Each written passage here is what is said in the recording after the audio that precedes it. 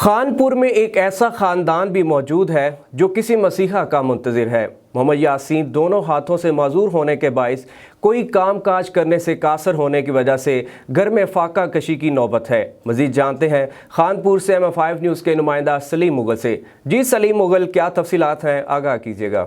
بالکل، میں اس وقت موجود ہوں خانپور کے علاقے محمود آباد میں یاسین نامی شخص کے گھر، جو کہ دونوں ہاتھوں سے معذور ہو چکا ہے۔ ہاتھوں کی معذوری کے باعث سے کوئی اور کام کاج بھی نہیں کر سکتا۔ اس کے علاوہ سے کوئی وسیلہ نہیں ہے کام کاج کا۔ اس حوالے سے ہم بات کرتے ہیں یاسین سے۔ جی یاسین، بتائیے گا۔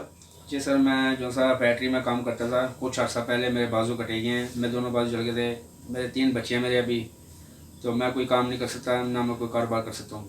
میں اپنے بچوں کی طرف سے پریشان ہوں۔ میرا کام میرا کرایہ کا ہے۔ میرے لوگوں کے اپیل ہے، میری حکومت پاکستان جو سا وزیر اعظم عمران خان صاحب ہیں، انہوں نے کہا کہ میری اپیل ہے کوئی ایسا پیکج لگا دیں میں جو اپنے بچوں کو اچھا مستقبل دے سکوں۔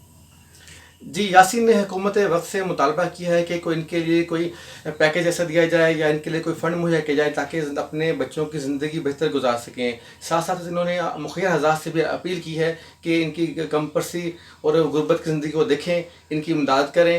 اللہ پاک ان کو بہت زیادہ دے گا۔ جی۔